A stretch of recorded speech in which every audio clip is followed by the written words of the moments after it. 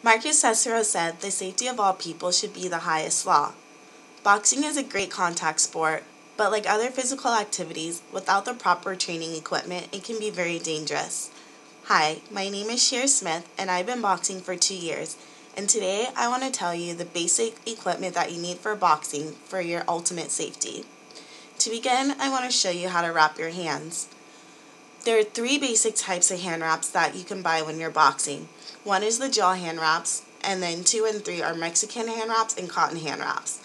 Mexican hand wraps and cotton hand wraps are similar. Gel hand wraps are probably one of the worst ones you can buy in the market because they offer minimum protection for your knuckles and your wrist. The best ones, like I said, are the Mexican and the cotton hand wraps, and they look similar like this. When you wrap your hands, your thumb goes through this loop here, and then the side that says this side down goes diagonally across your wrist. You want to wrap your wrist about 2 to 3 times depending on the length of your wrap, and you want to make sure your hands are spread apart.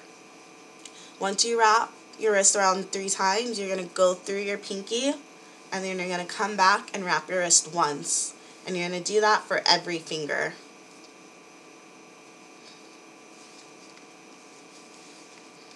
Once every finger has been looped through and you get back to your thumb, you're going to come through the inside, and then you're going to wrap your knuckles a couple times. To add extra padding for your knuckles. Basically, once you get all your fingers looped like this, the rest of the wrap is up to you, which is why these offer a lot more protection than the gel wraps because they fit like a glove. If you just start boxing, you're probably going to want to add more around your wrist because your wrist will be weaker and a lot more sore.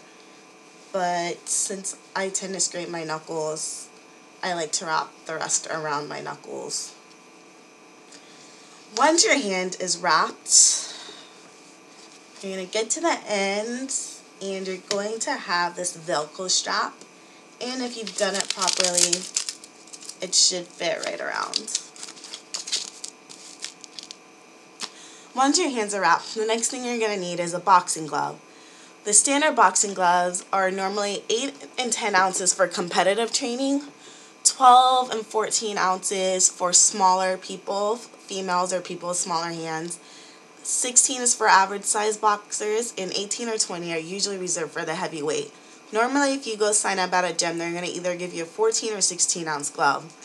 I bought these gloves on my own from Everlast, and these are actually 16 ounce gloves. They're big for my weight class, but I like them a lot better because it pads my hands better. When you go to the store and you buy your gloves, you want to make sure that your hands are already wrapped and that it fits snugly, because like running shoes or any other gear that you use over and over, it's going to stretch the more that you use it. Also, when you're looking for gloves, you can either choose to get it more padded at the front, more weighted at the front, so that it can offer more protection for your hands, or you can get gloves that are weighted at the bottom so that it adds more power to your punch. So it ultimately depends on what you want to use your gloves for. Once you get your gloves, the next thing you're really going to need is a mouth guard. There are several different types of mouth guards that you can buy. This is probably the cheapest one. It's a boil and bite mouth guard. If you're in the military, they'll actually give these to you for free at dental. Basically, it's like the name says, you boil the mouth guard, you bite it, it molds to your teeth, and you have an instant mouth guard. These are great if you're waiting for your real mouth guard. It should only be a temporary fix. The next sort of mouth guard, again, if you're military, you can get these custom made at dental, is the single mouth guard. And these mouth guards basically insert up into your mouth. As you can tell, these don't offer that great of protection either. It basically just keeps your teeth from sliding if you were to get punched in the jaw. The best type of mouth guard that you can buy would be a double padded mouth guard, which, as you can probably figure out, goes in the top and the bottom of your teeth. But if you do purchase those type of mouth guards, you want to make sure that you have one with a breathing strip, because breathing is also very important in boxing, and you do not want to master an improper technique on your breathing. So now that you know the 3 basic things you need to get started on boxing, let's review what I just talked about. The first thing you're going to do is you're going to wrap your hand. The best hand wraps to get are either the cotton or the Mexican ones because it offers more protection in your knuckles and your wrist. The second thing you're going to need are your boxing gloves. Like I said, if you're an average size fighter, you're going to go for probably a 16 ounce. If you're a female or you have small hands, you're probably going to go for a 14 ounce.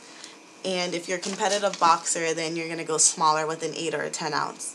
The best mouth guard to get is the double padded mouth guard, but the Boil and Bite mouth guards are also a great alternative if you can afford it at the moment. And now that you know the basic things that you need, why don't you head to the gym, pick up your equipment, and try out boxing. Have a great day.